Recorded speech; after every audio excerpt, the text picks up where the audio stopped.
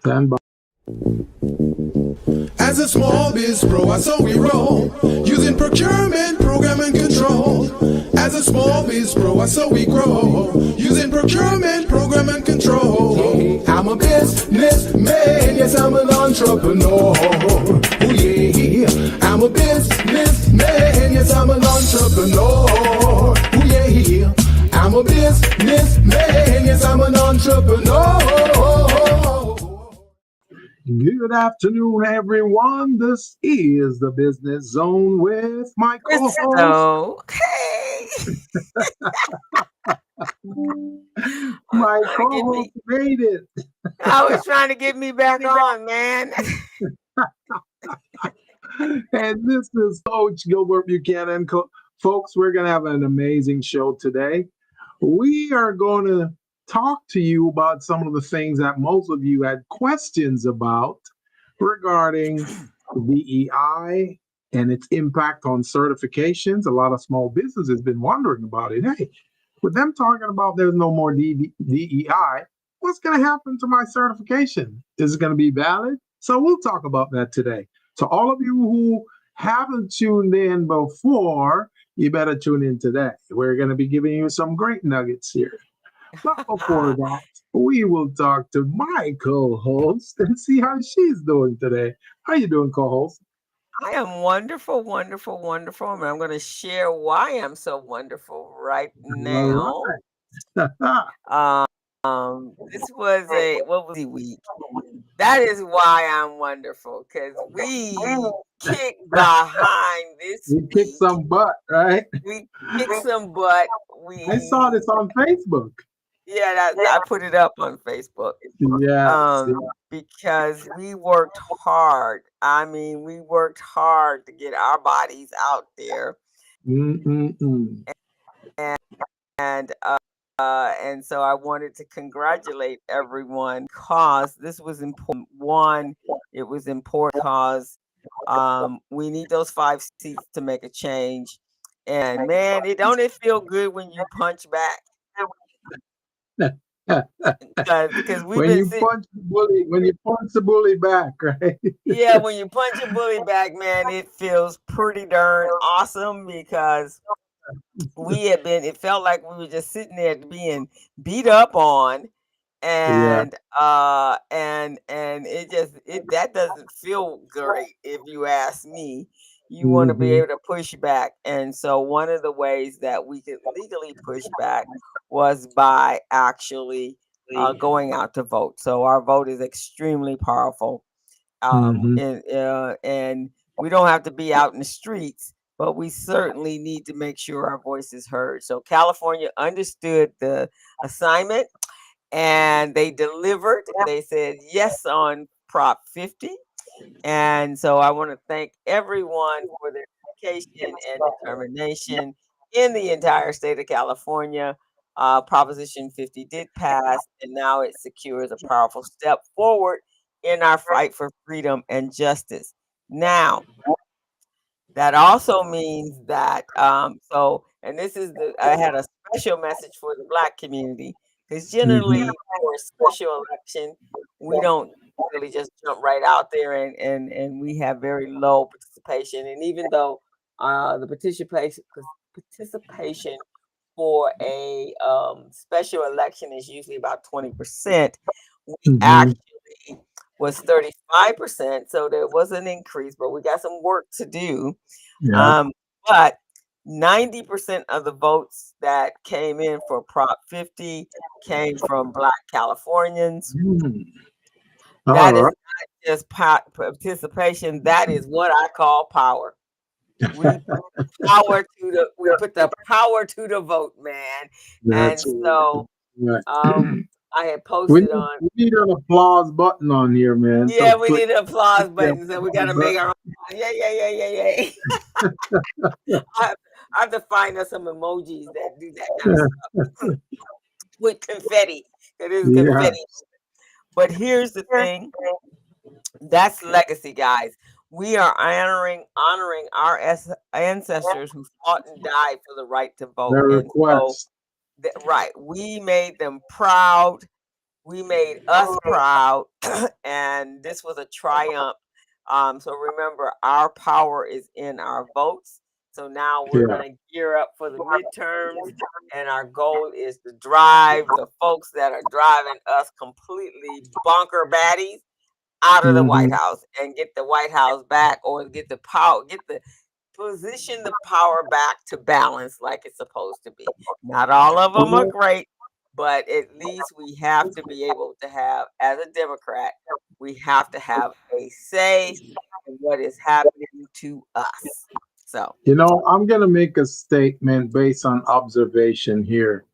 Now, I notice a lot of people, they claim they're on one side or another. But what I found out from the results of these elections, the past 2 days or 3 days, is mm-hmm, that even though some of the folks were rooting for the other side, they recognized that the other side wasn't really providing them value. And as a result, they decided to vote for their best interest. Now, a mm-hmm, lot of people were losing their jobs, farmers were losing opportunities, and a lot of other folks, folks are losing their access to EBT and all of those things. mm-hmm, But they recognize that whether they're on the other side or one side or the other, it doesn't really matter. It's all about feeding their family, being able to generate revenue, sustain their farms, and all of that. And that, I see that as a big reason why a lot of people voted against all the isms and schisms that were going on. It was just ridiculous. So people are waking up. They're recognizing that, hey, you know what? We need to start voting for our families because we rooting for some rich guy who looks out for his rich friends. It doesn't benefit us at all. So that's what I recognize from the results of these elections. I am Because right. You go are completely correct. It just comes down to, can you feed your family? Do you have a roof over your head? And Mhm. can you take care of your medical and needs as well? That's what it Yeah, comes down to. And if you're not super rich, you're absolutely correct, Gilbert. If you're not super rich, you yeah, can't do that stuff. that's right. And so when you're voting with a party at the present moment, the GOP party represents the super rich. It does not Mhm. represent the poor. Yeah, it It doesn't does not. represent us or people like us. So Right, and it does not. no Right, matter how they claim they're rooting for that side, they're rooting for a side that doesn't care about right. They're rooting for a side that doesn't, absolutely does not care about them, and so and nor are they going to care about you. They just need you to back them up so they can continue to do what them. they're Yeah. doing. So we can't let them. You have to understand where your position is, man. And if your bank account don't have a whole lot of zeros behind it, pretty much you fall in here with the rest of us. So and so you need to vote for your interest. But it was absolutely amazing. There are some states that were completely red, um, that completely red that turned to blue. So that was pretty awesome.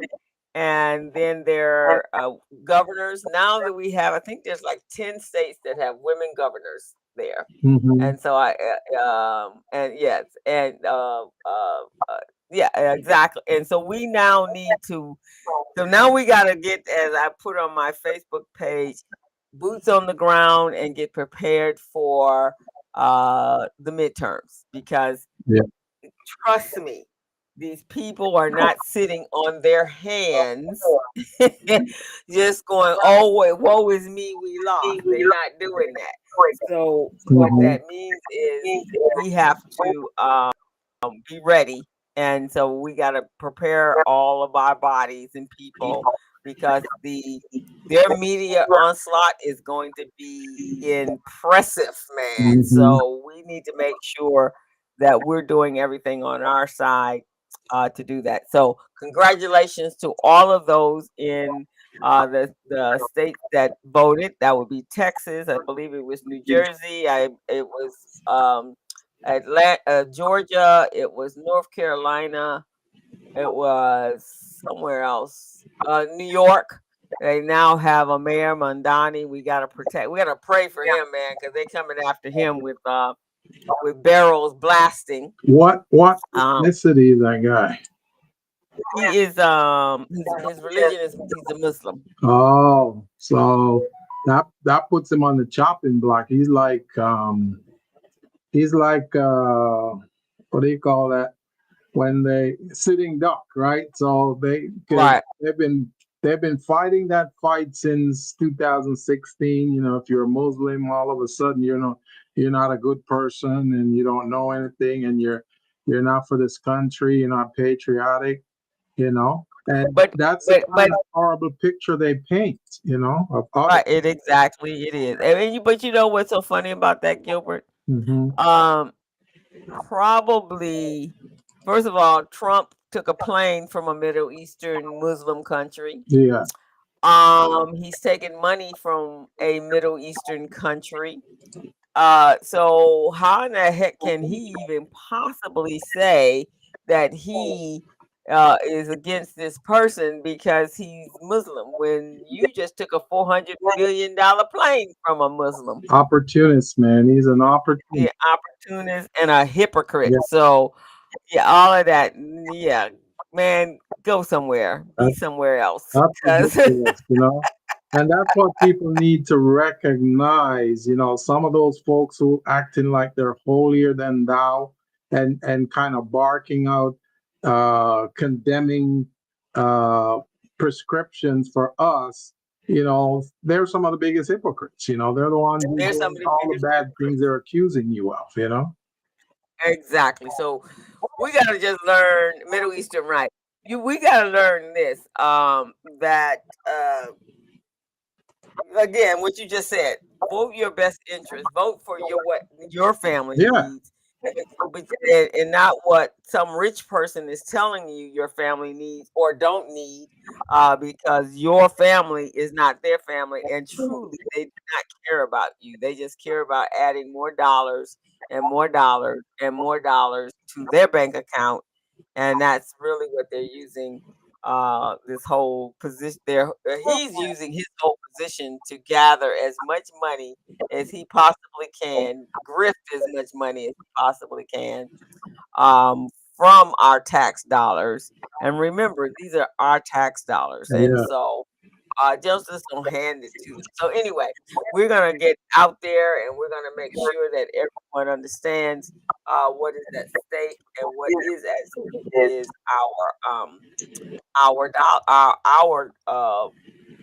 health and being able to feed our families and take care of ourselves and be able to acquire and for good jobs so that we can bring money into our household. That is our responsibility. So there's one. So my last comment on this is Gilbert was I put on my Facebook page on December 4th because I was on December 5th because I was just ecstatic. Everybody felt like when Obama won the election in 2008 and we knew he was coming in. It felt so good. It was so much hope. Everybody felt, oh my God, whew, a moment, right?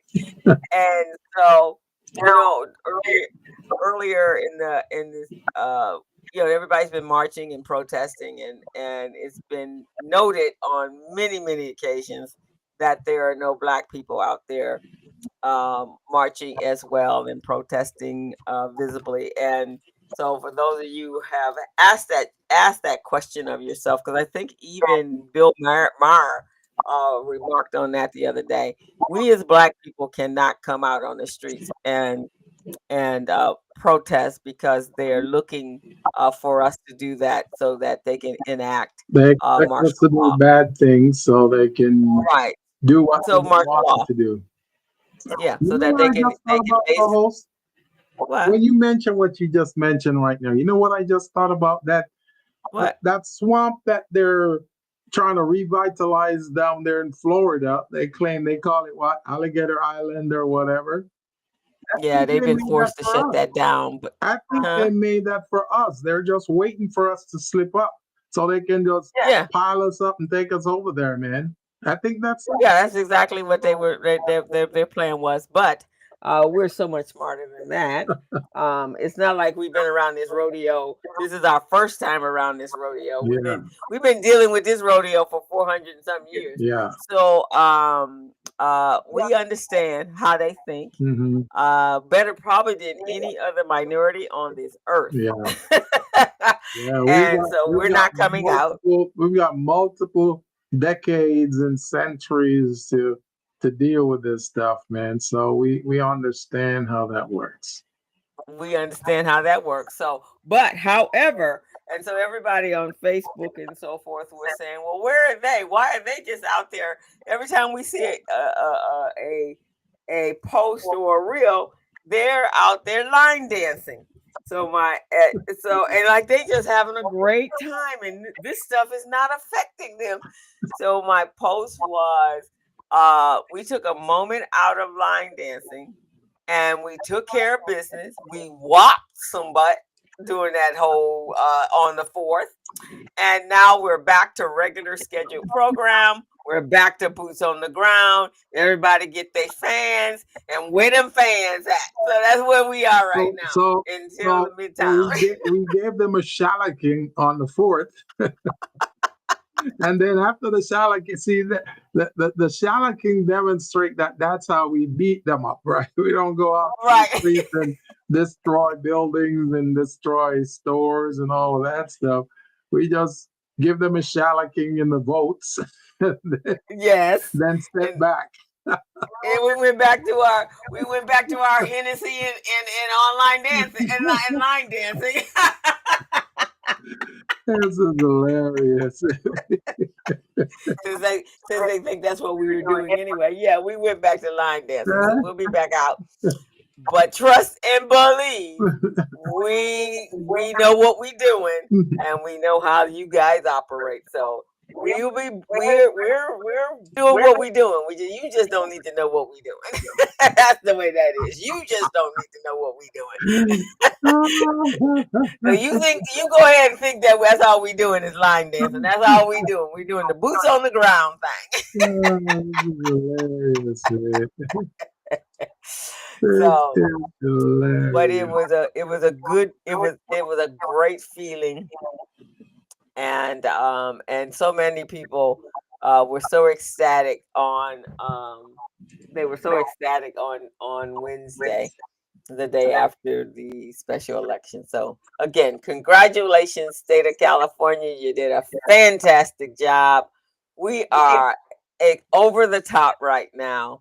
And so we'll see you all during the midterm. There wasn't any going out on the street, demonstrating, breaking down buildings and all of that, right? Nope. Oh, here's our, there we go. You see our confetti? Hold on. Let me see. It's on the screen. You have to look on the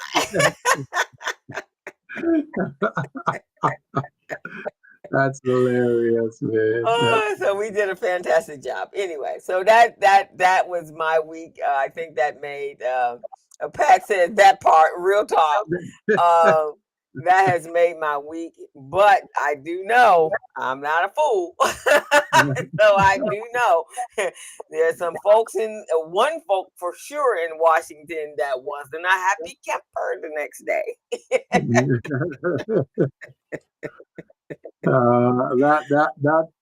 That folk was like one of those spoiled little babies who start crying for things that they didn't get, right? So he was like a spoiled child there, crying and complaining and blaming, right? Yeah, that was it. He was not a happy camper. I think he had a little bit of meltdown. Yeah.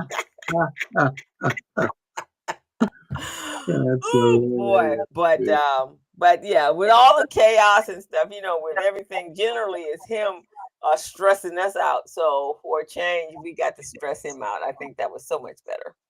Yeah, unbelievable, And how man. was your week? Didn't you have your first class this week? No, actually, my first class is going to be this coming Tuesday. Oh, This. okay. So again, this is the next level contract readiness mentorship program, and this is a comprehensive program for small and micro businesses. Any small and micro business who is interested in enhancing their ability to go Mm-hmm. out and win procurement opportunities, whether it's from 2026 World Cup events that are coming up, the procurement events, or the LA 2028 Olympics. Those are going to be other events there. There's a $5 billion budget for the Olympics program. So there ought to be a lot of opportunities there for small businesses, whether it's notary, whether it's professional services, construction, food services, catering, you name it, retail, we have a client in common there, Crystal, that You she do? sells T-shirts. She has a T-shirt business, and I see where her uh, services could come in very handy because the city, they have staff that staff many of those programs, so they're going to want to have them wear the same kind of T-shirts, saying the same thing, same message. I remember when I was at LACCD, and we have our annual conference, economic conference. They made us wear T-shirts at these events, and the T-shirts had the same similar slogan. You Mm-hmm. know, that was like a good thing. And then anyone who needed us, they can just scan through the whole conference floor, and they see certain colors, they know that's us. We Oh, represent okay. CCD. So I was thinking the same thing for this client of ours, and I said, hey, we need to get you enrolled and registered with the City of LA RAM program. So once they start putting out bids and orders for T-shirts or anything like that, you can respond to it. She said, "Oh, I never even thought about it." I said, "Well, that's why you got good old Coach Gilbert here, because Coach Bill Gilbert think about a lot of things that a lot of people don't think about." And that, yeah, exactly. And that's the other thing. We had this conversation on the community briefing yesterday, and you were there visiting us on Yeah, the community briefing yesterday. And we were talking about the fact that we have to, sometimes I think people are looking to be like the big dog on campus. yeah. Me personally, when it comes to like contracting and things like that, I'd rather be the subcontractor myself, Oh, yeah. because I already have my business and all my other things that I do. So there's a lot more responsibility goes in with being the general contractor. But I am fine being part of the team. So you guys need to, those out there need to think about being part of the team, right? But you still, and that's what we're going to talk about today. You still have to be prepared to be part of the team, Well, right? here's the thing about that too. A lot of people believe they can only make money being the prime contract, but Right, there are many subcontracts that are large amounts that those small businesses can obtain as well. right, So it's a lower status than the prime, but you can still make a large amount of money and don't have to be held responsible for a large amount of things as the primes would. So I'm trying to encourage small businesses to start looking at at subcontracting opportunities as opposed to being the prime. I've been on projects before where there are primes there. I I'm more knowledgeable than that prime, but I let the prime go ahead and do their thing and hire me as a subcontractor because then I had less responsibilities to deal with, and I'm getting my money. You know, for me, it's about bringing in more revenue into my company. For sure. It is not my ego that says I got to be at the top of the pecking order. It Right. just says you need more money because I can't. My ego cannot go to the bank. No. The, That's the how I bank look at it. tellers My don't ego, recognize their ego. yeah, my ego can't walk into the bank and say, "Ooh, that's," or look at my bank account and say, "Ooh, that's a pretty number." My ego can't do that. So all I'm looking at the back at the bottom line is what is the bottom line, and am I comfortable with what's in the bank account? So that's how I feel about it. I can share the wealth. I don't need to be accumulating all the wealth and then or thinking I can accumulate all the wealth and that Yeah. not be the case. So Right. that's what we're saying, and that's kind of what we're going to talk about today. Because some people, I think, Gilbert, not only do they not understand the what this whole certification thing is about and why it's so important, Right. and we're going to kind of talk about that today. But as well as being ready for it when it does show up. Mhm. So you can't just want it and not do what you need to do to prepare for it. As I tell people, you can't say you're the CEO of your company and you don't have an idea what's on your balance sheet or what your P&L is telling you, or Exactly. what is your cash flow looking like. You can't sit there and brag about being a CEO if Yeah. you are not pertaining and taking care of and making sure that the financial foundation is strong. Right. Right. And that's the thing, man. You know, a lot of small businesses, when it comes to the financial aspect of their business, they think, hey, you know, I don't need to know about that. I don't need to look at it. My bookkeeper got this. Well, I wanna I wanna ask these small businesses this question.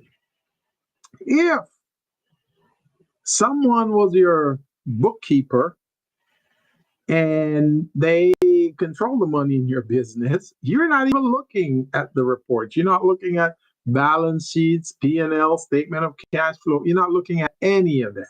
Mm-mm. And then it comes a time where you're going to have to make an amazing purchase that, that's going to grow your business. Mm-hmm. You don't really know how much money you've got. So then you decide to finally look in your accounting system, you know. And when you finally look, you see that you're at a deficit. That means most of your positive cash flow is gone. That person took it and leave the country. How would that make you feel? Because if you can put that scenario in your head as a Right. business owner, that will Mm-hmm. scare the heck out of you, and you will never leave your money up to somebody else again. Right. Never. Because you know the possibility of that happening is really strong. I had a client before. I was telling the same thing. I said, "Hey, you need to pay attention to your balance sheet and your P&L weekly and the least monthly. You know, monthly, so you know what's Mm-hmm. going on. Oh, I don't need that. My bookkeeper is good. I trust them." Next thing you know, co-host, I checked with them in about 2 months or so. The bookkeeper took $25,000 out of their account and went to Mexico. Mm-hmm. Now that's a different country with a whole set of different laws. So you can't even go look for them. So I was trying to explain to this Exactly. person, and they got really upset with me. Why do I need to be looking at this? That's why I hired a bookkeeper. I said, all right. I said, you need to, in business, you need to trust but verify. You're not going to blindly trust anyone at all. Not You with know, your don't money. even, yeah, not even your money, especially with your money. You know, Right. I don't even want you to trust me. Just make sure you verify everything I do. No, no, no, no, no. So then they found out this person took 25K from them. Unbelievable. Unbelievable. So this is I what can we're believe it. I believe it because, yeah, I can believe it. I hear that stuff every single day, right? It's like, Yeah, yeah, people just don't even think about it. They just think that, they're just making the money. As we've all have said yeah. or time and time again, they're just Hmm. working in the business, and it's not until they need to go to they need money. Now they Yeah, gotta go to the bank. They gotta go apply for a loan, and then the loan officer is telling them, "I'm sorry, there's not enough cash here, right? yeah. You just don't have enough cash. How are we gonna get paid back?" Because I always tell Mhm. my clients that you can have you can have spent $10,000 on your business plan. Somebody to put it together, and it's absolutely the pitch deck, absolutely blow you off the screen. It's so amazing. Mhm. Right, Um, Bankers could care less about that. right. They don't care about the pretty aesthetics. They only care And about how you gonna pay this loan back. Cause when you we got ain't going into default cause of you. That we just not doing that. So and the reason they want to know that is because they're held accountable to their shareholders. yes, You can't go to exactly. your shareholders and say, well, they had a pretty balance sheet and some pretty reports, and that's why we thought they had the money. No, no. Edward says he checks on his P&Ls on the elliptical in the morning. Good practice, Edward. That's good, man. That's good. Good practice. You got to know where your dollars are so that you know where to go with it. And you have to understand how your cash is flowing in and out of your business so that you can make better decisions and you can be ready for any opportunity that presents itself. And if you don't know what your financials are, um, you can't do that. And on top of that, you are just blowing. I trust me, you are blowing through money Yes. um, because you don't understand. And here's the secret money drainer of 2025. Everything that every product, especially electron or digital product, it is Yeah. in a subscription. Hmm. And so you go in and you hear about a product and you're like, wow, this is pretty cool. I just want to give it a try right before you invest in it. Well, you're signing up for a trial. Yeah. And those trials sometimes are 2 days, 3 days, 4 days. Sometimes you might get a week, but then life just intercedes and you're super, super busy and you forget all about that trial. Yeah. Well, then that trial comes up and it slides through your bank account. You Hmm. don't know it. And in most cases, from my clients, you don't find out about that until a year later because that's when Hmm. you actually get everything. Oh, yes, when you get your account reconciled, generally by your tax person, not by Hmm. somebody in your office. And so you're like, where did all my money go? I just can't understand. I made this much money. Where did it all go?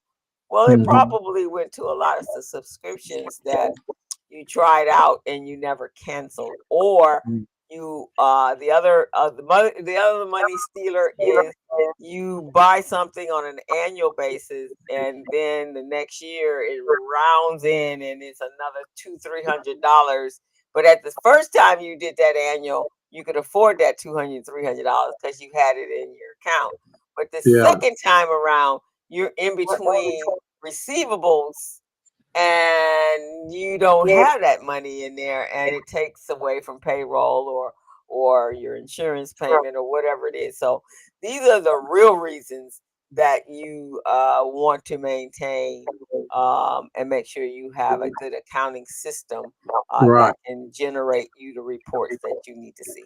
And here's another thing I want to put out there, and I'm sure you've told your clients, its co-host. Hmm.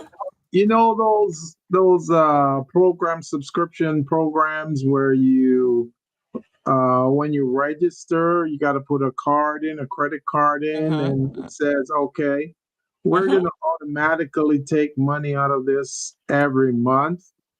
Do Hmm. not get involved in those systems, guys. Do not, because sometimes several things. One, you may not remember to cancel, at the end of 12 months or whenever. So they keep charging your card. Two, the next thing is I've noticed that many of these organizations feel like they have a field day. If they increase their price that you had agreed to, the original price you had agreed to, they increase that to a larger amount. And now you decided, hey, I don't want to subscribe set amount to you guys anymore.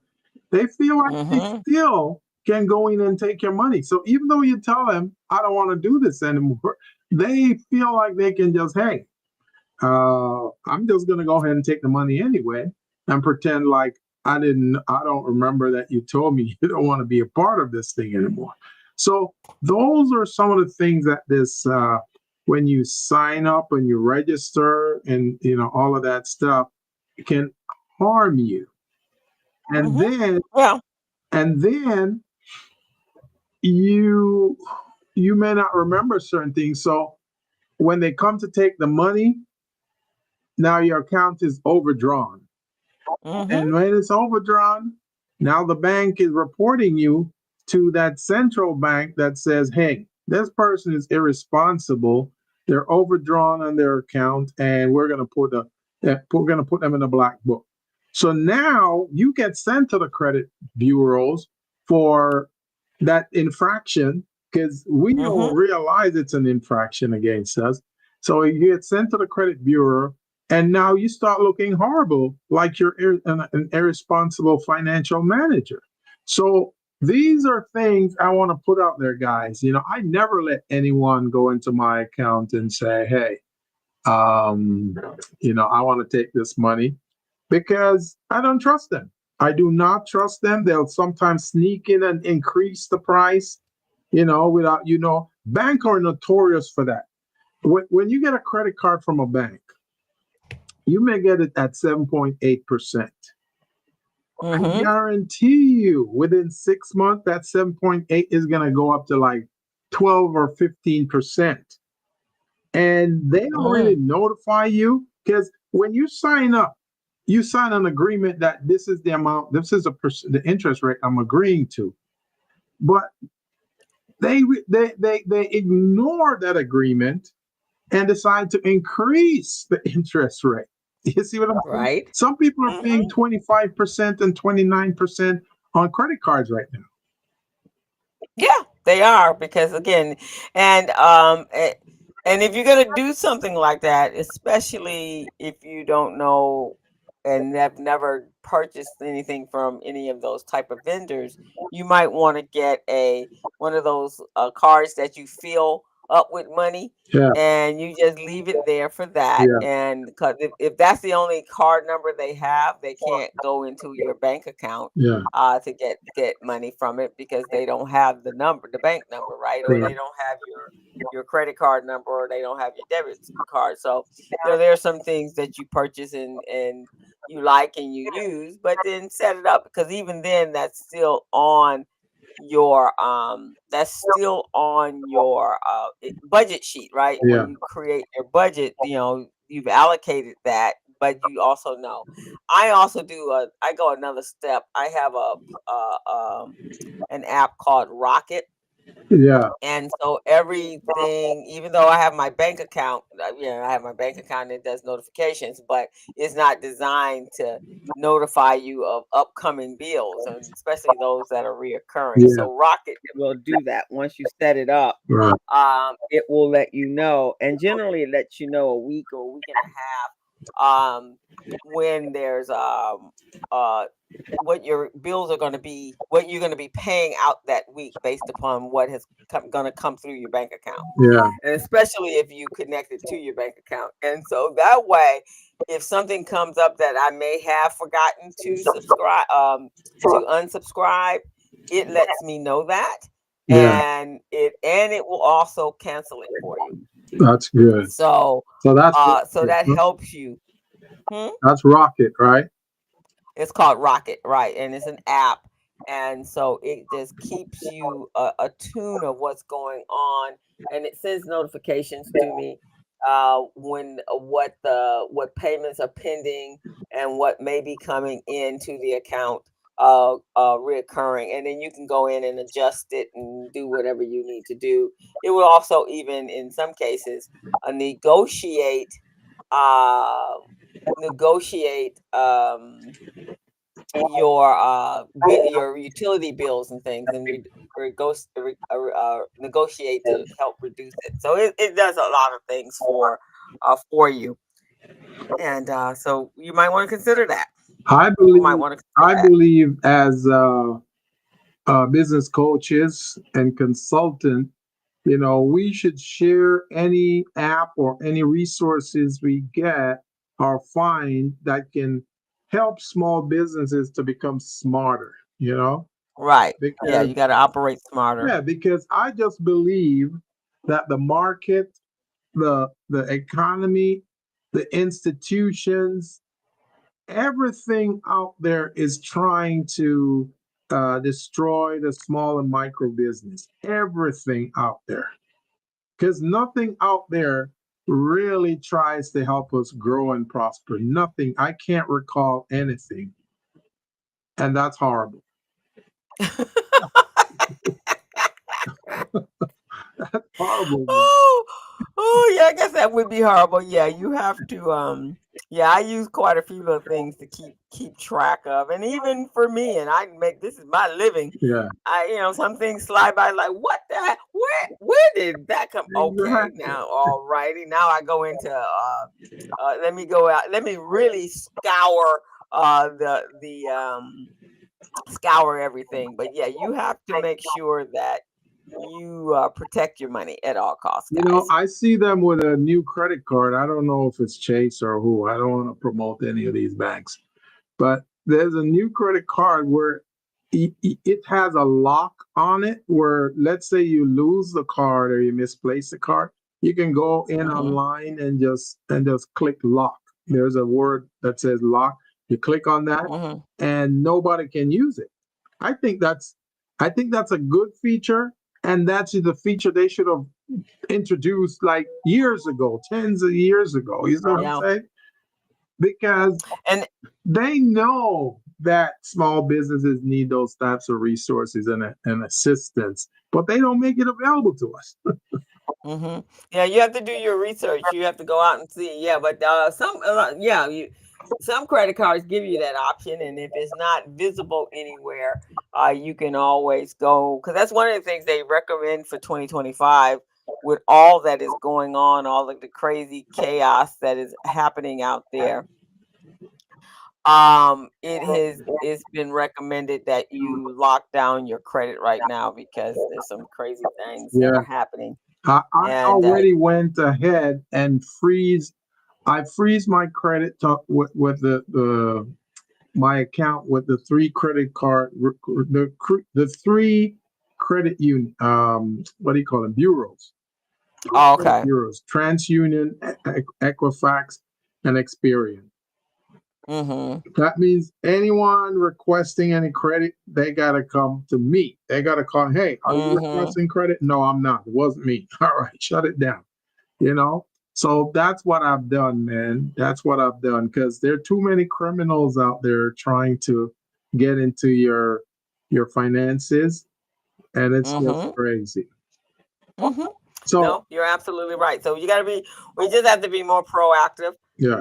And especially as business owners, you're responsible. You're the stewards over the money that you are generating, and so you want to make sure that is going to good use. So All right, Gilbert, today we let's want jump to look on at in. why DEI certifications are turning into legal landmines. Yes, we do. You want to go ahead and do this part right Little here little about intro. the subscribing to our Oh, yes, yes, yes. So, folks, if you're listening to the Business Zone right now, you're watching the Business Zone on LinkedIn, Facebook, YouTube, or any of those other platforms, and you like what you're hearing and you feel like you're getting some benefits, some resources from us, my co-host and I would really like for you guys to go ahead and subscribe to it. And I hate using that word subscribe because it seemed like, we're asking them to pay money. We're not really asking you guys to pay. We just want you guys to click that button and follow us and just say, hey, I like what you guys are doing. Just keep on doing what you do. Send us information when you get a chance to, or enroll us in your program. So when you release information, we can get that information. That's what I'm thinking here. But since Facebook decided that, YouTube decide that that's how they want to classify it, then we'll just say subscribe. Okay, so just go ahead, click that, and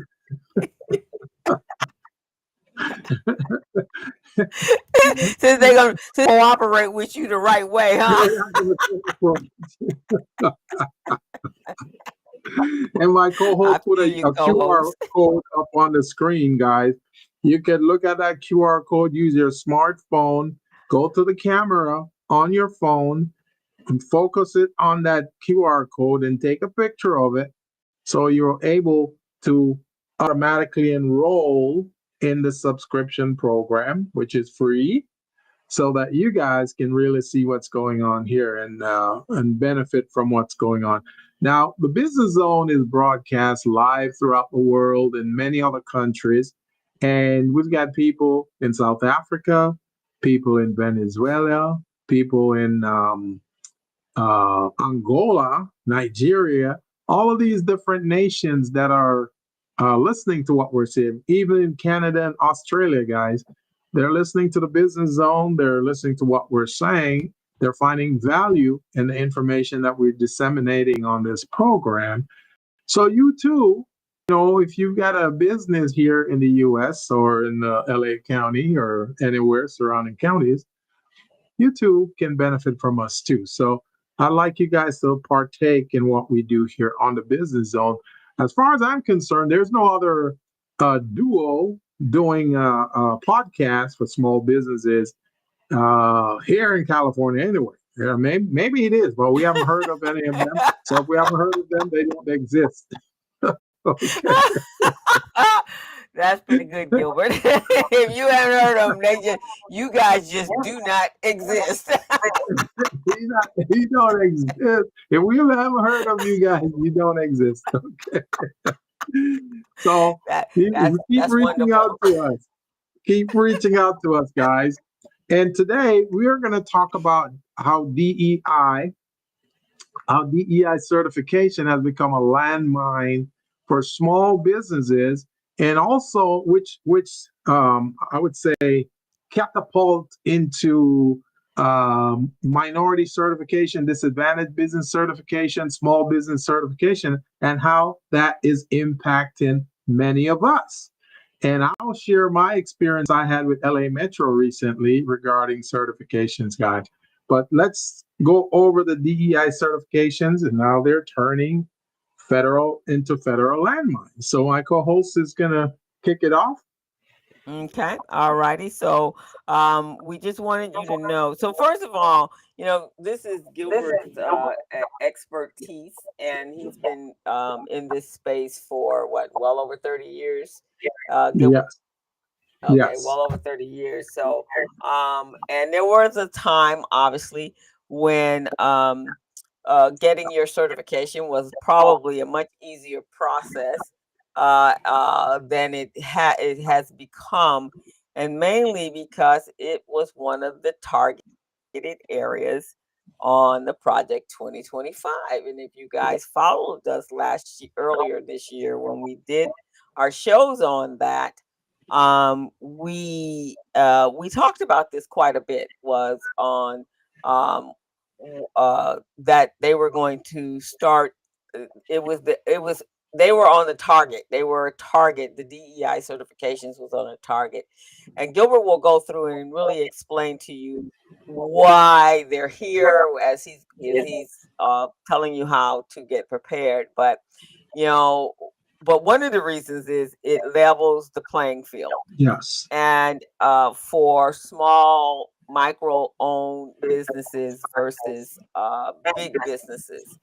And so it became a it was kind of like a, if you got to that level, you were going to be able to increase your revenue substantially. And now, instead of just doing business transactionally, you are now under contract with someone for really a nice sum of money to help you grow your businesses. So when it was once a symbol of corporate progress, progression and progress, a badge of honor on a lot of individuals' websites, and it's starting to feel more like a trap, because one, just because you have that certification doesn't necessarily mean that you're going to get contracts. And so Gilbert's going to talk about that extensively. He has a workshop that he's launching Next week, 19th, Tuesday, 11. next week Tuesday, on how do you can get certification, but what do you do with it once you get it? It's not like it's like getting your graduation degree and you put it up on the wall and that's it, you're done. I got the degree, I'm done, right? So, but how do you get the job based upon the degree, right? And Exactly. so it's the same thing. So that piece of paper, the DEI, which was designed for diversifying, making sure that minority-owned businesses, women-owned business, veteran-owned businesses, disadvantage-owned businesses got an opportunity to get a piece of that pie. And it was supposed to be a shield, a sign that the company was committed to a better and fairer future. But what if that shield has turned into a target, right? So those companies, the corporations who are doing really well, kind of like giving some of the money back that you didn't spend with them, pretty much, right? Giving back to the community. And all of a sudden, now those companies have pulled back their DEI. A great deal of the companies and the government has pulled back their DEI. So this new federal order turned these certificates into a ground zero for a lot of lawsuits and governmental penalties. And from what I'm seeing, Gilbert, they just handing contracts out the back door now. That's exactly what I was going to say right now. That's exactly what I was going to say. Because the reason these programs came into existence before is because they were doing the old buddy system back in the day, where they would give contracts to their friends and their families. So real legitimate small businesses would never ever get a chance to get a piece of that pie. And that would cause the economy to suffer tremendously. So, as a result of that, the government back in 1974, 1974. Well, initially it was 1964 with the Civil Rights Act. They decided that, hey, we're going to level the playing field so that small and minority and disadvantaged businesses can participate evenly on the playing field. But after that was launched, they decided to enhance it in 1974 with the Disadvantaged Business Enterprise Program. So that was funds that were set aside by the U.S. Department of Transportation, where any road construction or transportation related projects would have to set aside a certain portion of those projects for disadvantaged businesses. And that's how they were helping to grow the economy, grow the society. But for some reason, the administration in the White House right now, they don't like that. They don't like the fact that small businesses are trying to flourish, even though small businesses are the largest employers of folks, not the large businesses, the small businesses. Because if you count large businesses, it's a handful of large businesses out there, right? So all of a sudden, they decided that they're gonna they're going to create some false narrative and start blaming all their woes, their negative woes, on DEI programs, disadvantaged business programs, evening the playing field programs, and which we all know it's a fallacy. We know it's not true. We know it's not accurate. So they now start sending out notifications to what we call DBE recipients from the certifying companies or agencies such as Metro, City of Los Angeles, John Wayne Airport, Caltrans, all of those agencies.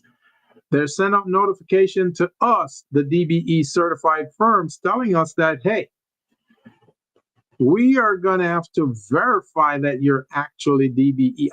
After they've been the one who certified us, they certified us. And what does that process look like, Gilbert? Is it just is it perfunctory, or is it actually, do they go in through some in-depth in order for them to give you that certification initially, your original?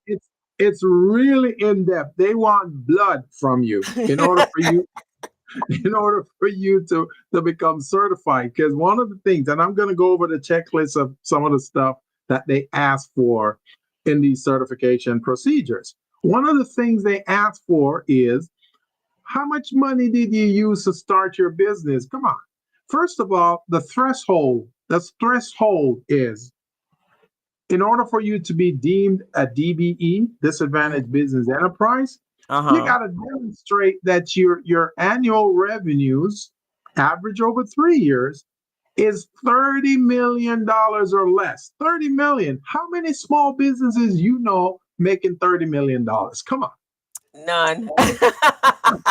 So even though they claim that they are enforcing these DBE programs, they still left the door open for their rich friends to gain access to these opportunities.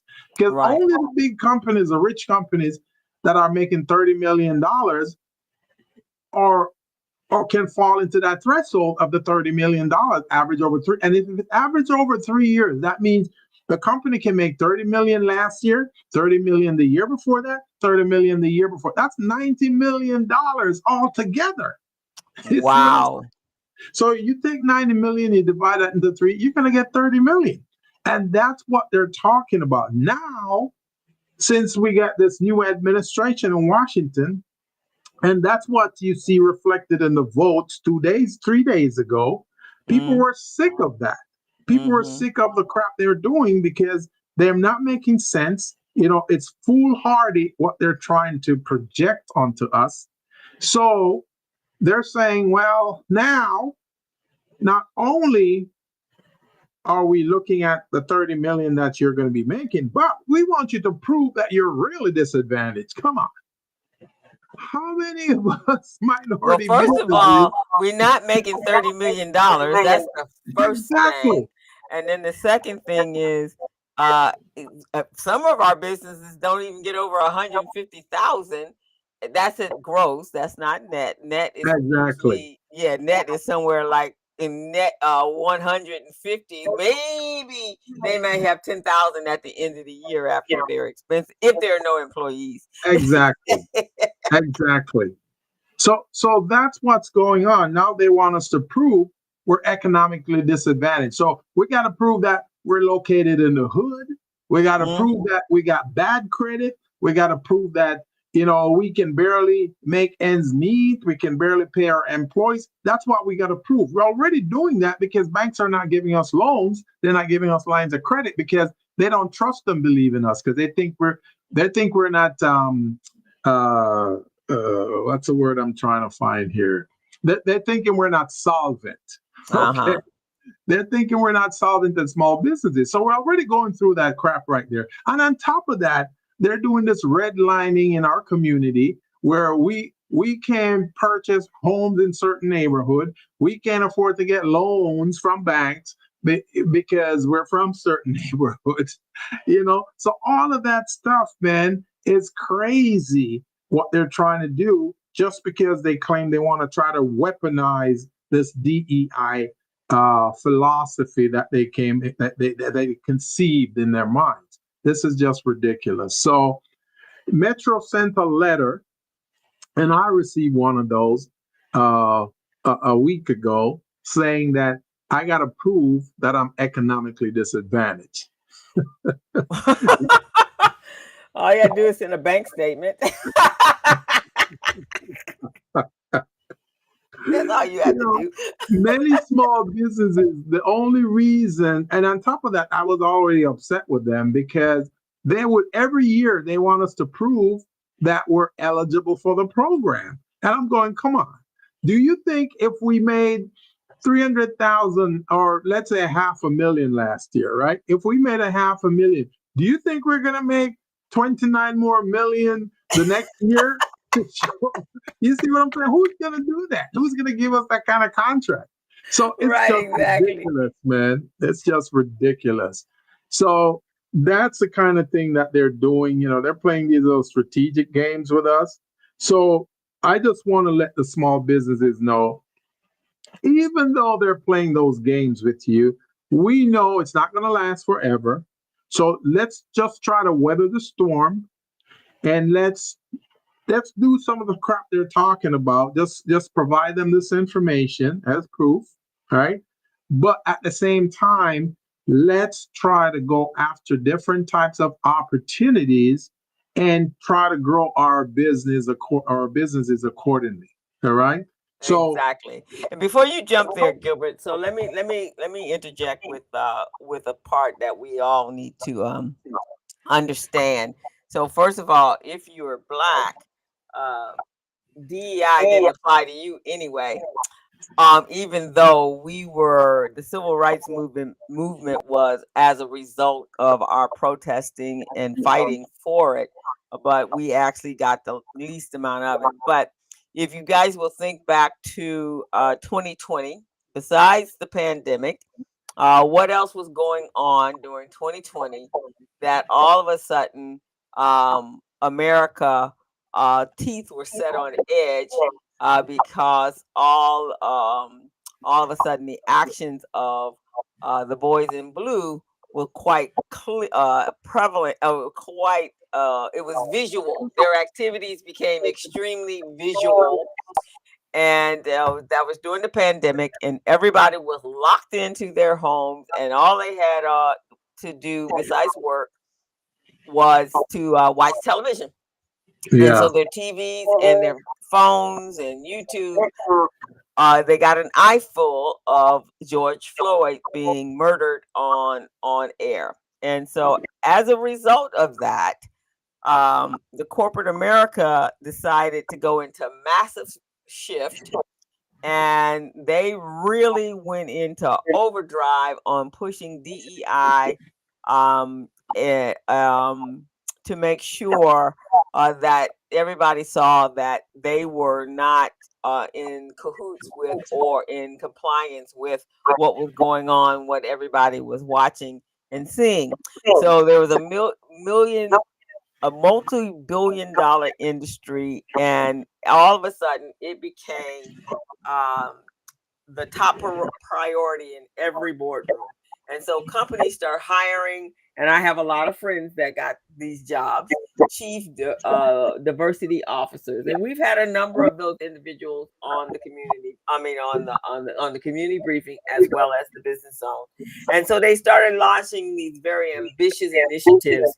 And so they were all about, at least on the surface, they were all about certifying people to show that they had a corporate social responsibility. And so that's kind of how this all started.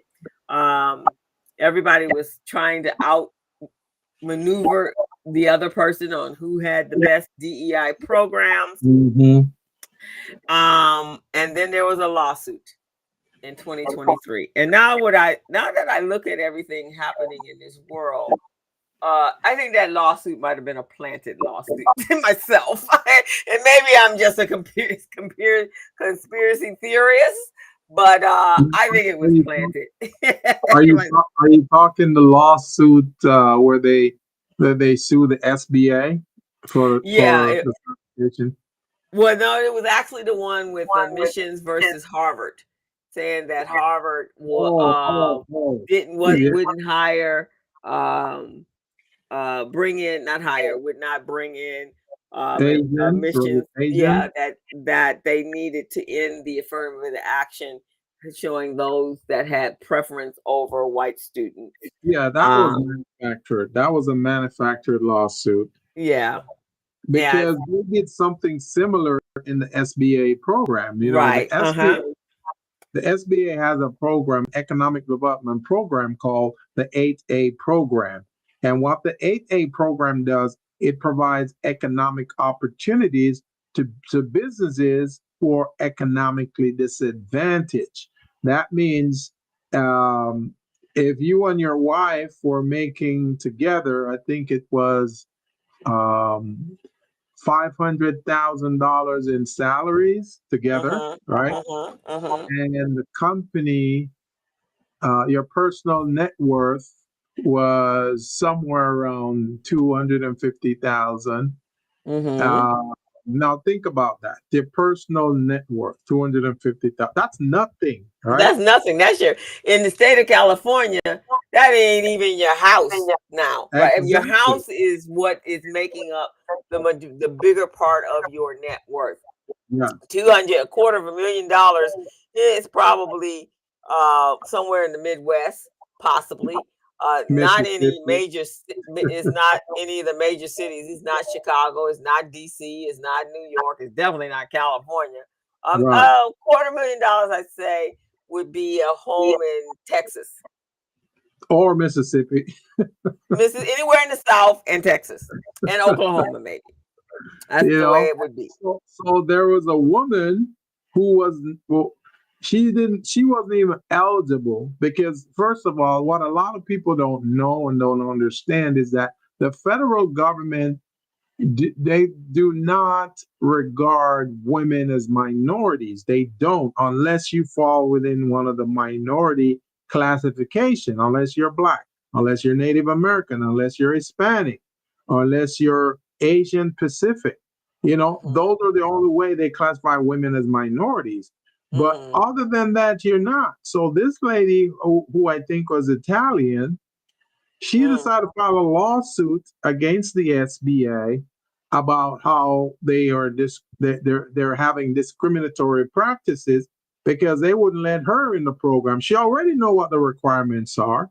If the requirements didn't fit her, she could go to other programs. There are other programs they have. They have the woman-owned business certification, which does not it does not belong to any one minority group or any one classification. As long as you're a woman, you qualify for that program. And even in that program, you can make a lot more money than the 8A program. You know. Okay. So she decided she didn't care about the woman-owned certification. She just wanted to go straight for the 8A. So they filed a lawsuit.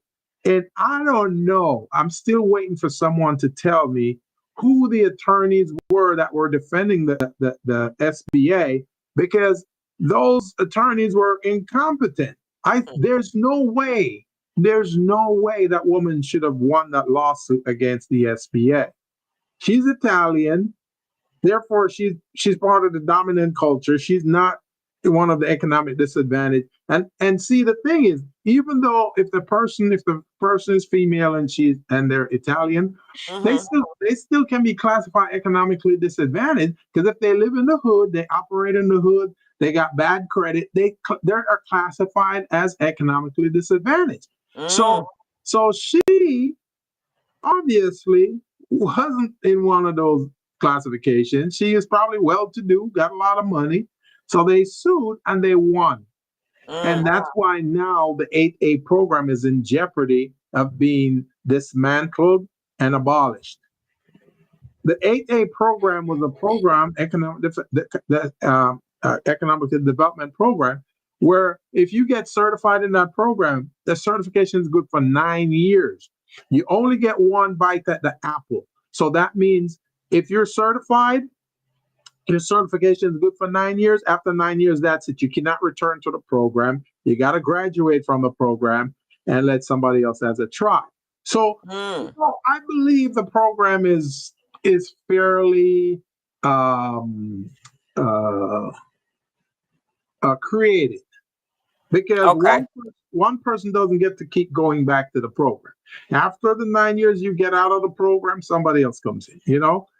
So she could have gone to the woman-owned program, but somehow she sued the SBA and the stupid attorneys who represented the SBA. And we'd love for one of those attorneys who litigated the case to call us right now or log into our program and explain to us why they gave the program away to her.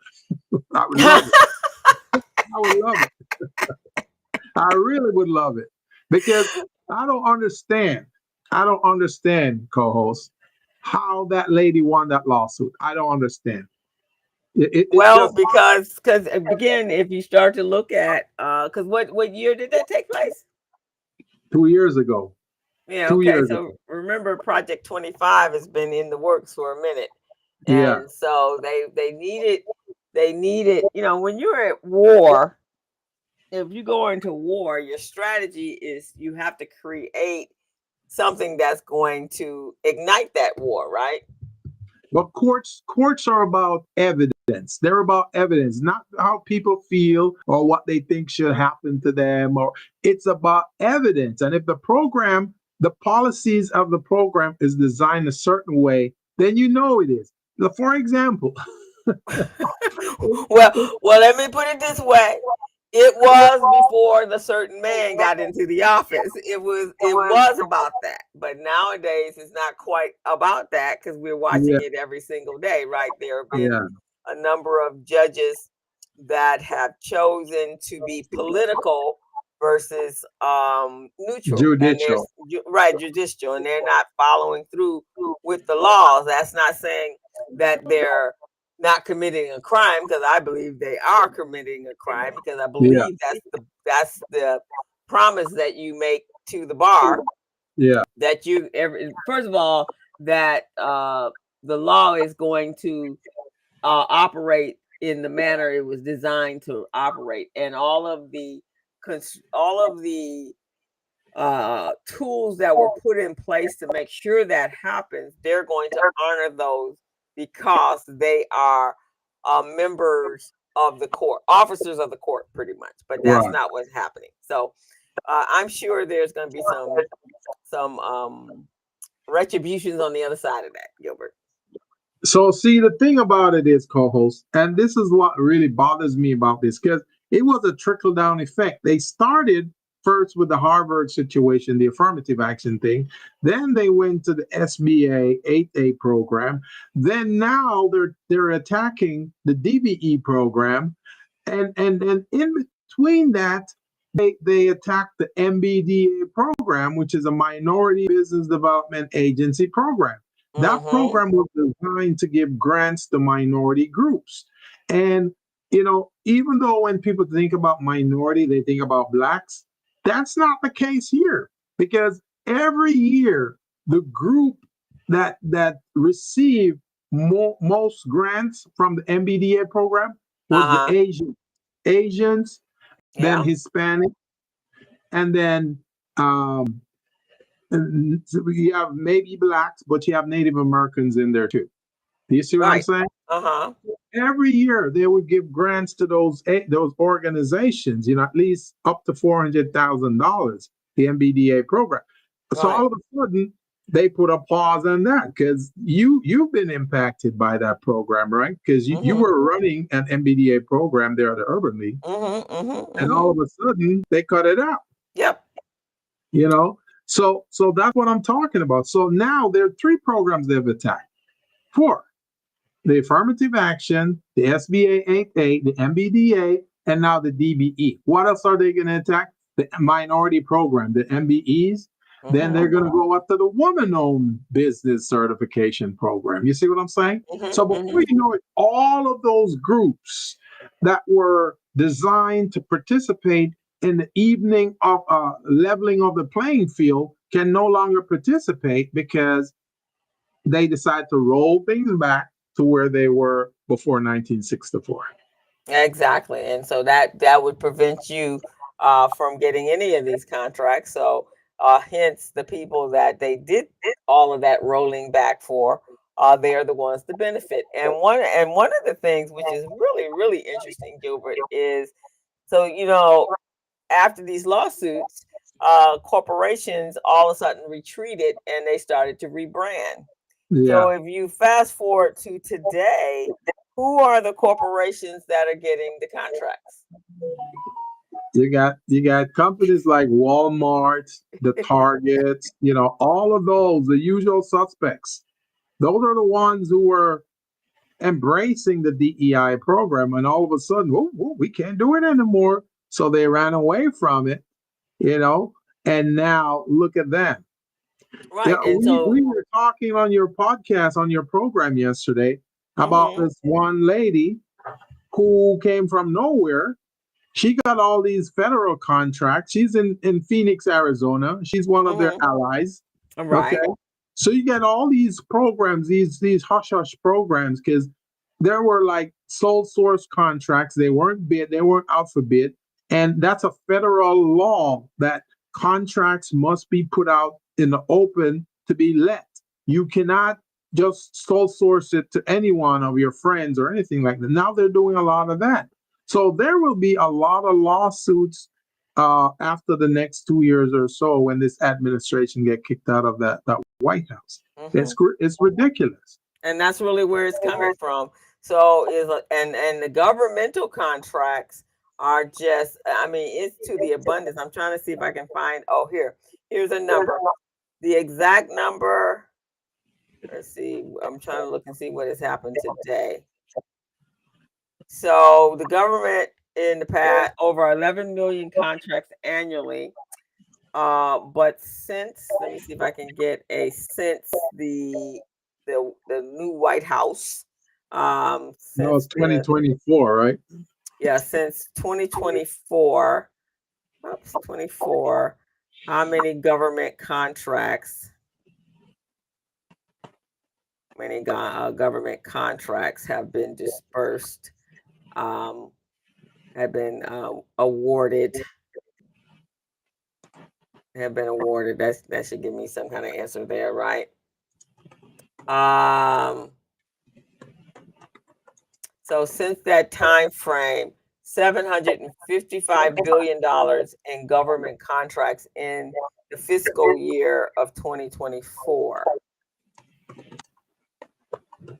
So let's see in 2025, and it ain't even up yet. We still got 2 more months, and it didn't even, it kind of started.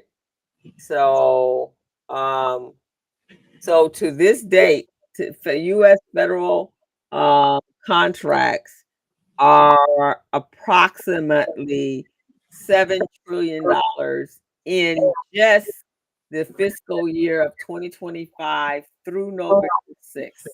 Now they go back up, guys. Gilbert had already told you that you now have to prove that you're disadvantaged. First of all, you can't get any of those other minority served women, men, whatever the heck it is. Exactly. Those are gone. So WBEs, MBEs, was it veteran? Yeah, the veteran. Veteran.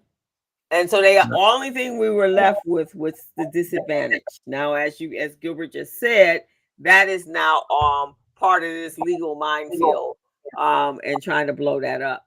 So if all of those have been gone since January, who did those $7 trillion? Where did the $7 trillion in contracts? Who were they awarded to? You know what's amazing? Hmm? It's amazing that there were 773 billion, the dollar amount of contracts awarded, $773 billion, right? But it Mm-hmm. only went to 108,000 companies.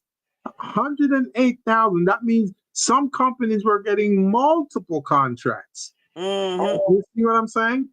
Yep. Multiple contracts, and those were not small businesses. It's a The man. whole It's a man with the last industry. name Musk that's gotten multiple contracts.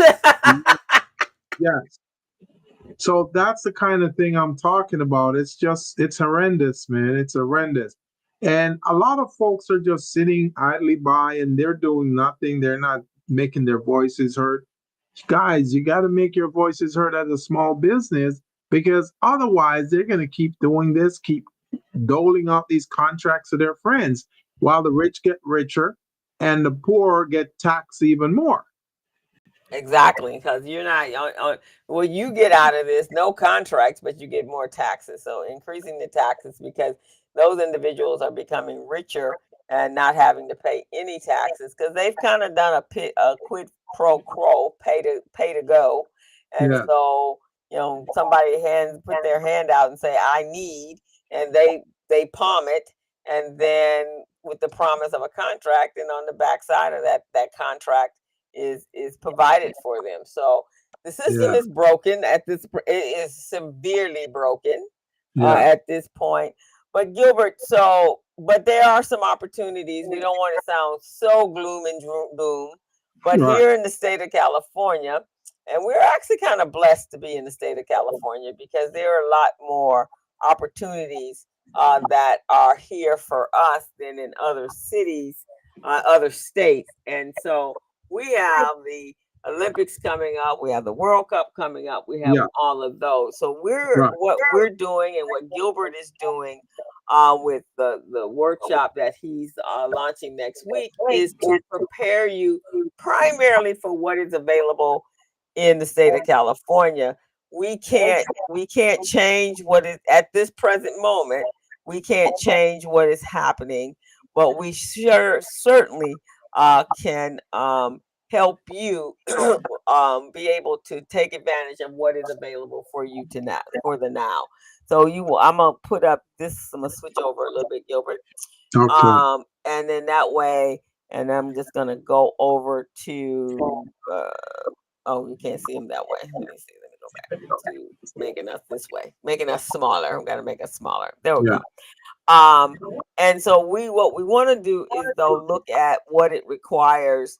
One for you to be ready, and why you Before should be. You want to go before back? you say that, co-host, I just want to let folks know because we were talking about a lot of contracts and a lot of stuff that's going on. Most of those problematic areas that we're talking about is more of the federal nature. Those are Yes. anything affiliated with federal contracts. So, the SBA, that's federal. The DBE program is federal affiliated because the funds is coming from the U.S. Department of Transportation. The ones that we haven't mentioned are state funded contracts or county and city. So those are the ones you guys have a better chance of getting. And that's why I'm preparing you guys in this coming workshop on Tuesday to prepare yourselves and go after those, the city, county, and state, not the federal. The federal is the one that's problematic right now. So that's the one we are talking about earlier about all those issues. Okay. All right. So we're talking state. So, but you still have to be ready, mainly because this is going to be highly competitive, right? Because we're talking millions and millions and millions of dollars that are going to be on the table. The events that are coming up is the World Cup, it's the NBA All Star Game. I believe there's two Super Bowl events, excuse me, two Super Bowl events plus the 28 uh, uh, Olympics. So those Olympic. are what is on the table right now. Yeah. Now, there are many opportunities for you, even if you're not. I mean, definitely as a subcontractor, but because I would believe at this point, and this is just my opinion, that at this point major um the major general contracts are already gone. I would imagine they've already been appointed to somebody. Oh yeah. Oh, those have been given to somebody like a year ago or more. Right, exactly. So what is going on now is the the um, the other opportunities, the Yeah. subcontractors, because one entity cannot handle all that is going to be going on out there. And one of those things that that is out there is the transportation logistics. Yeah. It is Mayor's Bath, excuse me, a goal not to have any bodies driving, congesting up traffic. We're probably looking at well over million, couple million, maybe 3, 4, 5 million people coming to this country, coming to this city. And so, in that case, in that, because of that, one company is not going to be able to handle all of the logistics. They won't even have enough vehicles to handle all of um, the uh, uh, the uh, the transportation. So you're looking at what do you do in your business that could contribute and could you could be a subcontractor of some of these other the bigger general contractors that are out there. Yeah. Right. Okay. All right. Just wanted to kind of give them that idea of where we Yeah. go. So And now it's all on you, Gilbert. part of what we're going to cover in my mentorship program on Tuesday, November 11th, because it's going to be 12 weeks. So for 12 classes, we're going to cover different aspects. And I'm personally going to help to research upcoming contract opportunities for you guys. So, and show you guys how to bid on those. So you'll be getting hand-holding access to these opportunities. So you don't have to worry. And there's the state of California alone, their procurement budget is over $396 billion. Okay, 396 billion. That's just the state. The county of Los Angeles, they have anywhere from $4 to $7 billion in contract and procurement opportunities. So, even if you're not getting access to the feds, you can get access from local entities like the state and county and even the city, and you still can be rich from that. So I just want you guys to know that what we're doing is preparing and getting you guys ready. So with that being said, there are 6 steps to contract readiness, 6 steps that you want to think about. So when you're thinking of contract readiness, one of the first things you want to ask, who are you? Who are you? What benefit can you provide to this operation? What benefit can you provide to the marketplace? What benefit can you provide to contract providers? So that's how you want to look at first thing. Who are you? The second step, my co-host will speak to. What are you trying to achieve? Yeah, So, exactly what kind of contracts, what is your end goal for participating or for getting your contract?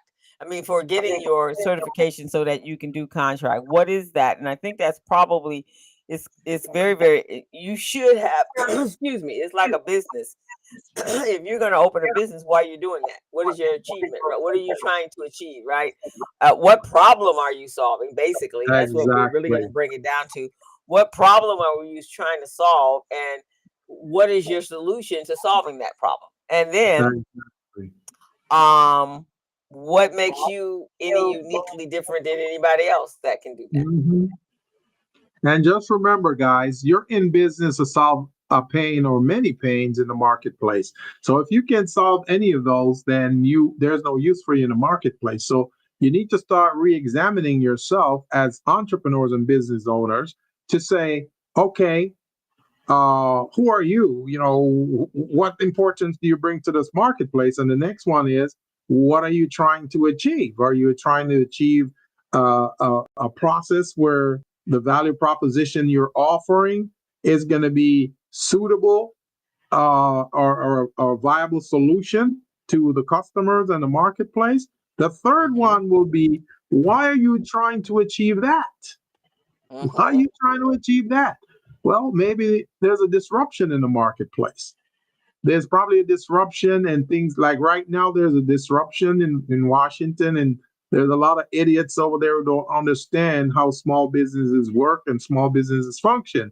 So Mm-hmm. if you understand what you're trying to achieve and why you're trying to achieve that, then you got to start working with your target demographic to solve their pain.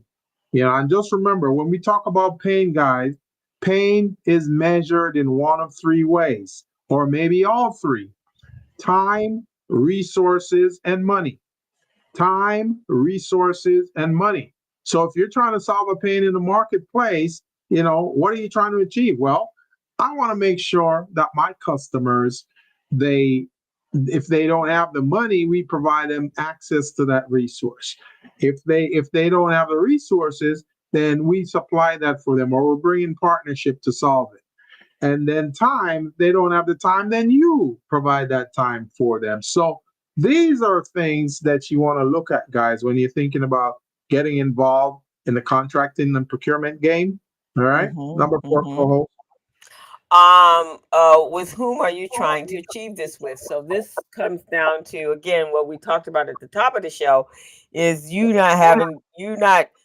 goal at this point should not be the prime, because they pretty much are probably they probably awarded those already. What Yeah. you're needing to do is to find out as a subcontractor what will be needed. And so just a quick rundown of some of the things that, just for the Olympics, we're not going with the other ones, but the Olympics, they're going to be looking for those direct services, and that will be event services. So that we're talking caterers, graphic designers, event planners, producers for opening and closing ceremonies, and having direct those direct opportunities. Logistics and transportation, I just indicated that. What do you have, a fleet of buses, or do you have some buses or vans that can do transportation? Construction and infrastructure, so there's going to be those people in the construction industries. Hospitality and tourism, so that's lodging, that's food and beverage, that's tourism services. Support roles, so that's technology, retailers, small diverse businesses, so that kind of puts you in that place, right?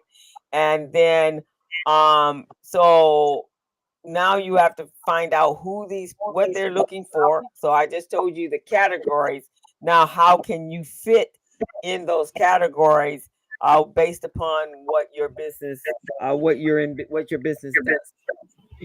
And I would say if you fall in any one of those categories: transportation, logistics, hospitality services, any of those things, you want to start checking your credentials and make sure everything is legit, nothing has expired. Because just the fact that a document may be expired and it's going to take you 2 to 3 weeks, even 30 days to get it renewed, that might be a missed opportunity for you. Your competitor might just swoop in and get that opportunity. So that's why you need to start getting ready right now. And that's why the program that I'm launching on Tuesday, November 11th, is going to be so vital for you guys, because I get to look at your infrastructure. I get to look at what you have and what you don't have, and start working with you to get what you need to have ready. All right. And then number 6 said, when? When should you get those things done? The things you're trying to achieve, when are you trying to do that? Well, for 2026 World Cup, it's next year. It's in a few months. A few months. So you guys should be ready already and waiting to start launching your attack on opportunities. So don't be waiting until the last minute, guys.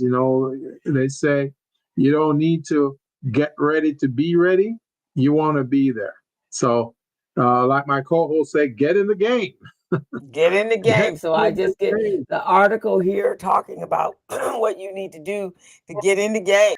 And there's some Yeah. resources out there. So you need to be really um, uh, doing your research, and of course going to Gilbert's course, so you can make sure from a operational level you are ready. You have everything Yeah. that you need to do in order to get in the game. Yes. Yes. And then I'm going to put a couple other resources here that you can look at. So now is the time when everyone should be doing their research, because we've been talking about this for probably the last 4 or 5 years. Now it's right around the corner. We're literally 3 years out, but you can't be waiting to get into this game. You got to already have some things in place. So I'm going to put, this was from the recent Sports and Entertainment Supplier Diversity Summit that was held by the city of Los Angeles. So I'm going to put that here in the chat as well. And so you can take a look at it and go back. And if you missed that, you probably did, you can find out exactly who was there. And so right here on and this is the reason why you actually want to sign up for Gilbert's class, is because the city is helping hundreds of small businesses secure more than $18 million to support the opening and growth of their business. And that's an initiative that Mayor Bass has put in place. And for the city of Los Angeles, the focus is on small businesses. So you want to first get what you need to get from Gilbert's class, because that's vitally important before you go running off to the city of Los Angeles unprepared. You want to go be prepared, and then you can find out exactly what does that mean, because there are some other programs out there, and besides Gilbert, there's a lot of organizations. If you belong to any of the chambers, they are all geared up in the Urban League and Vermont. If you need money, lines of credit, there's bankers around that are looking to help you out. But again, you need to be ready before you even step off going. You can't apply for a job or apply for an opportunity if you haven't checked all of the boxes. We're just saying that you got to check the boxes to make that happen. As a matter of fact, in my program, I'm going to have my banker there to offer you guys lines of credits. But before I present you to them, I'm going to have to go through and make sure you guys are actually ready, your financials are in order. And I'm not going to embarrass you guys, put you guys on blast or anything like that. We'll do a private one-on-one session, coaching session, look at what you have, make sure your ratios are in order and all of that, and then get you ready. So when you go in front of these bankers, they can't tell you no. They cannot tell you no. So that's what I want to do. That's why I launched this program, because I want it to be different than any other program out there that claim they're helping you guys, you small businesses. I want you guys to be on top of your game. So I just pasted the link as to how to become registered in my program. So go ahead, go to the chat. You'll see the link there for the next level contract readiness mentorship program. Copy that link, guys. Copy it. If you can't manually copy it, just do a screenshot of the chat. Take that with you and register. You have 4 days left to register, guys. And I'm going to do a strict cutoff. I need only 30 small businesses in that program. So if you guys don't get registered today or tomorrow, you may not make the cut. All right. So you guys have heard him. Get out there. And so some of the things that he is, again, the principal issues is understanding all the resources that you're going to need once you, and so that's the people, the processes, the technology, the product and services, being very, very clear on what you're offering, how you're solving a problem, and then of course your credentials. These are the important things. So this is what you're going to be learning, and much, much more there. Now, Gilbert, he's like me. I usually don't toot my own horn, so I'm gonna toot his horn for him as well. So Gilbert kind of is I consider him to be one of the top gurus in this space. He knows it from both sides. He's actually approved sort of contracts when he was with Metro. So he knows what he's looking for, what they're looking for, and exactly how to put together your RFP and your offering. And exactly and he's written many completed and submitted and won many RFPs. So he knows exactly how to do that. He knows how to budget for it so that and that he has a winning contract, a winning proposal there. So this is why. So not only does he's been on both sides. It's really great when you find somebody that's been on the approval side and the person that's been on the submitting side. So you get it from both sides. So he's not just telling you when he tells you what they're looking for. That's not hyperbole. That is actually what he would have been looking for if he was on the other side reviewing the application or the proposal that you submitted. So that's why I call him the guru, because not everybody can has worn both of those hats. There's a few out there, but and he's been successful at it. Yeah, and you've been doing this for over 20 some years, 30 years. So that's a lot of experience. And today he still is writing proposals and receiving opportunities from the proposals and the RFPs he's completed. So you really truly you will get just a wealth of information and workable information that you can apply in the moment and be ready for these opportunities that are coming up. So we want everyone to be able to participate, but we don't want you to go in half stepping. We want you to go with everything that you need. And this is important because I believe if we really show from the state of California how things are really done when you put all your people together to help all of your citizens be able to prosper, then we will be a shining example as we go up against this fight for procurement and supplier diversity. And we probably will have to fight some of our corporations. But remember, guys, as we said at the beginning of it, we have the power in our vote. And everyone in this country, that's what America's about, the land of the free. That's why people have come here in the first place, is the land of the free. So all of the opportunities shouldn't be going to a very small percentage of people because they happen to be bowing their heads down to the evil, I call him the Wizard of Oz, at the foot of the Wizard of Oz. That is not the way this country was designed. We didn't have a king. We have a democracy with three functions of government that is supposed to protect us. And right now it is being compromised. So we just want you guys to know, don't be defeated. You can go out there and you can win. We just need you guys to make sure you're going out with excellence and being ready, being prepared. Is very, very important that you are prepared, that you are not just walking up there and expecting them to give you. Nobody has to give you anything, to be quite honest. You have to earn it. You have to do what it takes, and we have to work hard. With that, we're going to end our show today, and we want to thank you all for joining us, and we hope that this has been beneficial for you.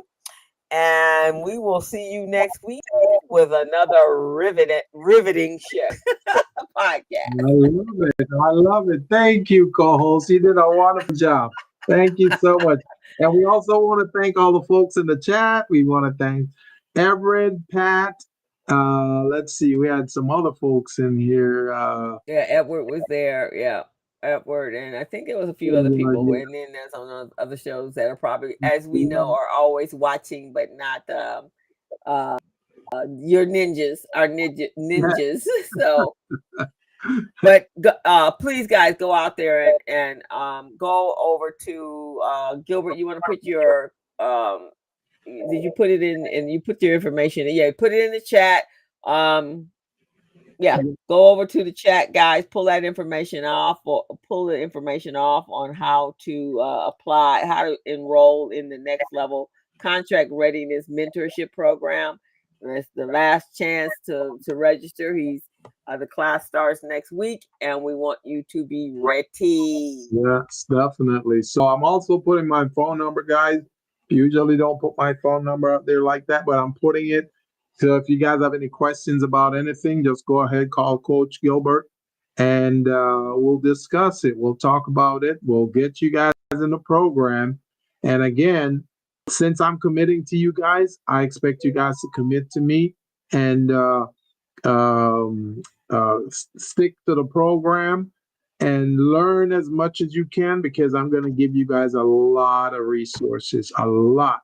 Now, my co-host Crystal is also going to teach one of those courses. She's going to teach the QuickBooks portion of it.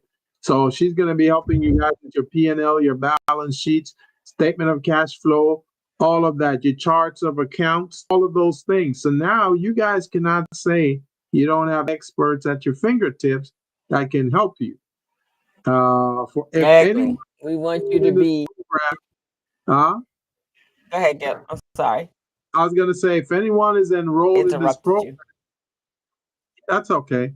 If anyone is enrolled in this program and you are not successful, something is wrong. Something is wrong. Go ahead, co-host.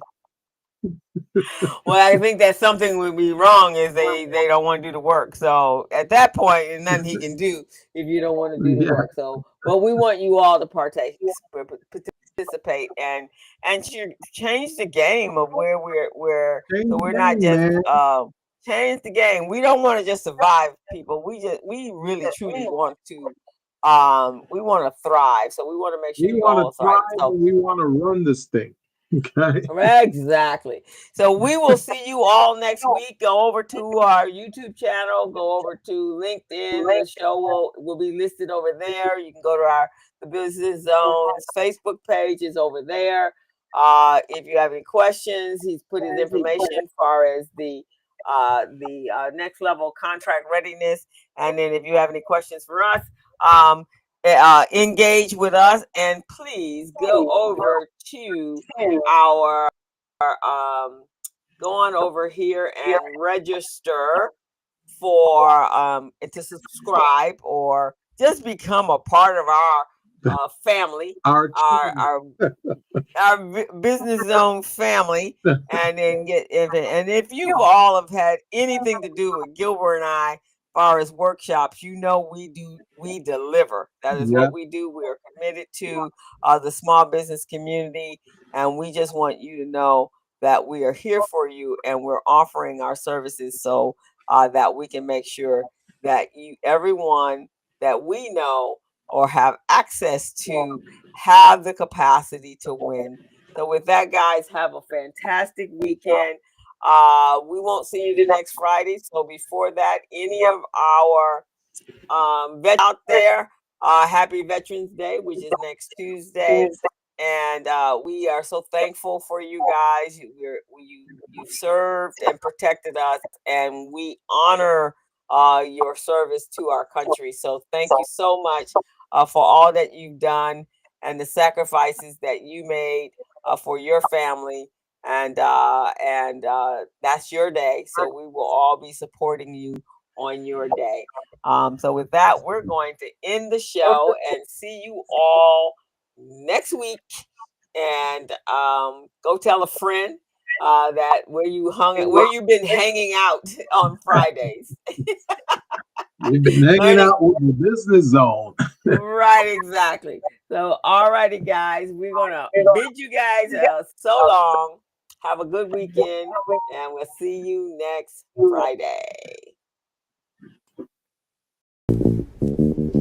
As a small biz pro, so we roll, using procurement, program, and control. As a small biz pro, so we grow, using procurement, program, and control. I'm a businessman, yes, I'm an entrepreneur.